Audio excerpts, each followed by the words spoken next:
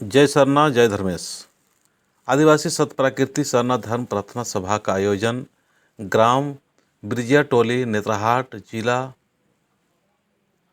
लातेहार और झारखंड में होने वाला था 8 जनवरी 2022 को। पर कोरोना काल को देखते हुए और सरकार की जो गाइडलाइन है उसको देखते हुए फ़िलहाल स्थगित कर दिया गया है। जब अच्छा माहौल या अच्छा समय आएगा तो ज़रूर फिर से आयोजन किया जाएगा।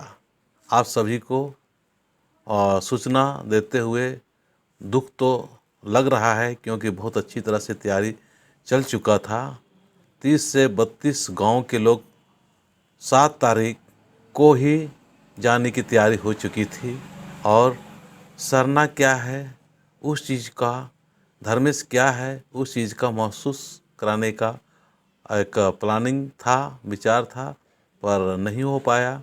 कोई बात नहीं, जब समय आएगा अच्छा समय, उस समय हम लोग ज़रूर इस चीज़ को वहाँ पर जाके प्रकृति के संग और प्रकृति के छाया में रहकर हम लोग इस चीज़ का अनुभव करेंगे।